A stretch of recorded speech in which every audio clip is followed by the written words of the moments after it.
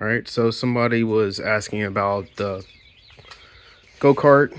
This is a Mitox chassis, and I actually put the new bodywork on here.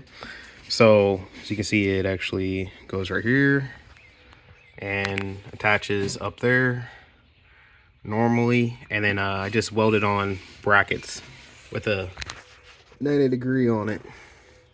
I actually did not weld these. It was my manager at Goodyear welded them. So that's how I did it on the sides. You see right here. Pretty easy and simple. Right there. And then to do the front, this is how I did the front nose.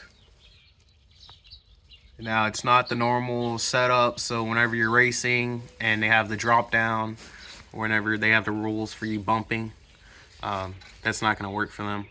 But this worked out really well for me, attaching it like that. I do have the shoe wind deflector, and then also just normal front. Now they were specifically asking about the rear bumper. So just a normal bracket, and it slid right in. You have to mushroom the rubber inside here, and then just a wire or a zip tie to keep them together. This is the other side. Right here. Pretty easy and simple. It's an OTK part. Looks like there's actually a part number right here. There you go. CIKFIA 44/CA/114.